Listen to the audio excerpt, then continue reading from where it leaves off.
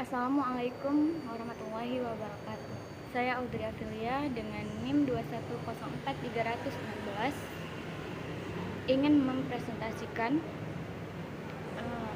mata kuliah Ekonomi Internasional, dan saya ingin menjawab pertanyaan yang diberikan oleh dosen saya, yaitu Ibu Depi Andriani, SPMSI. Baiklah, untuk pertanyaannya yaitu jelaskan tentang peranan bank dalam pembayaran internasional dan jelaskan juga 3 pola finansial internasional.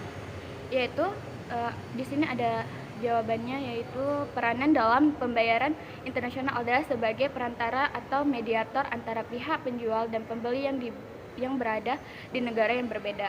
Bank memungkinkan pengiriman uang antar negara melalui beberapa metode seperti transfer kawat, wesel, kartu kredit, dan cek. Selain itu, bank juga anggota layanan jasa titipan atau escrow dalam hal pembayaran. Nah, di sini ada 3 pola finansial internasional, yaitu yang pertama ada pola pembayaran terbuka atau buka akun. Pola ini adalah pembayaran internasional di mana pihak pembeli melakukan pembayaran secara utuh pada saat barang atau jasa yang dipesan dan telah diterima. Pembayaran dilakukan dengan menggunakan metode transfer kawat atau wesel. Pola ini cukup beresiko bagi pihak penjual karena pembayaran dilakukan setelah barang dikirimkan. Dan yang kedua ada pola surat Arab kredit.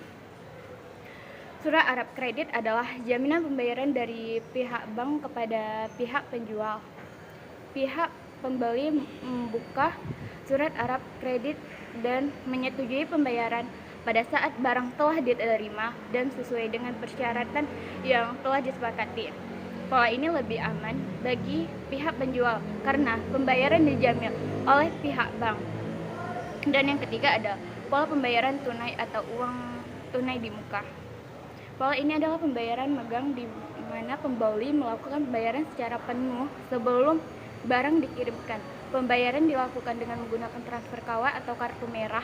Pola ini lebih aman bagi pihak penjual karena pembayaran telah diterima sebelum barang dikirimkan. Namun, pola ini dapat menjadi kurang fleksibel bagi pembeli. Dan yang kedua yaitu pertanyaannya, jelaskan pengertian valuta asing dan fungsi dari bursa, falas, dan fungsi bank devisa.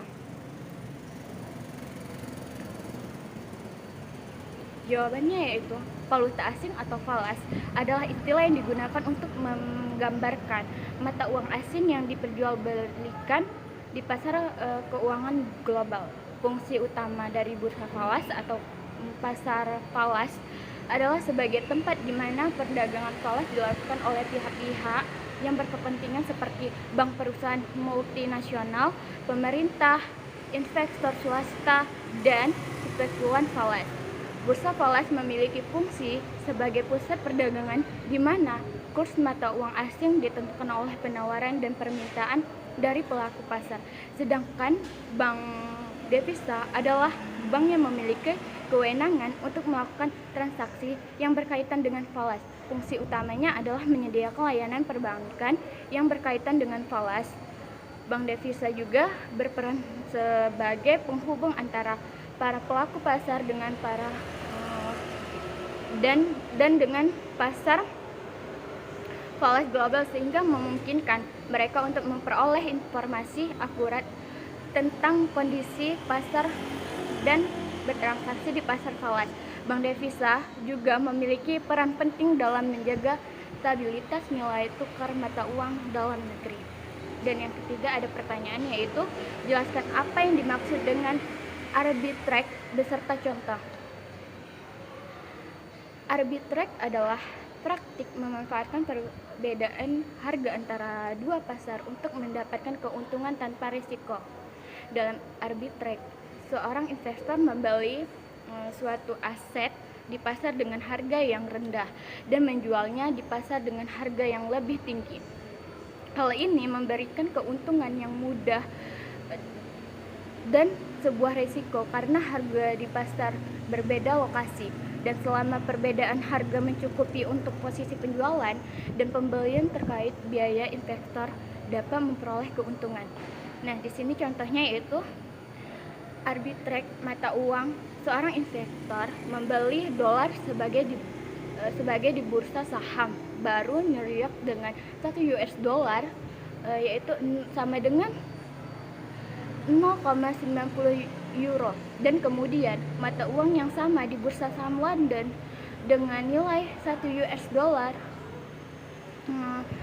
yaitu sama dengan 0,92 euro.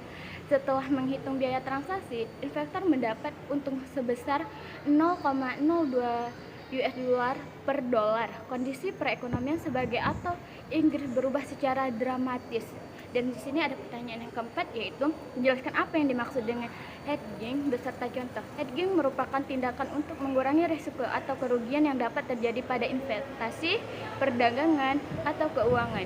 Contoh hedging antara lain yaitu yang pertama ada hedging pada perdagangan komoditas. Seorang petani dapat melakukan pembelian futures kontrak komoditas untuk melindungi produknya dari fluktuasi harga yang tidak stabil pasar. Dan yang kedua ada hedging pada investasi saham. Seorang investor dapat melakukan short selling agar tidak terlalu terpengaruh oleh pergerakan harga pasar. Dan yang ketiga ada hedging pada risiko valuta asing. Sebuah perusahaan yang melakukan ekspor impor dapat melakukan hedging dengan cara mengunci nilai tukar untuk menghindar kerugian akibat fluktuasi nilai tukar yang terlalu tinggi. Dan yang keempat, hedging pada risiko inflasi. Seorang investor dapat membeli obligasi Treasury Inflation Project Security atau TIPS untuk melindungi investasi dari efek inflasi. Sekian presentasi saya. Lebih dan kurang saya mohon maaf. Assalamualaikum warahmatullahi wabarakatuh.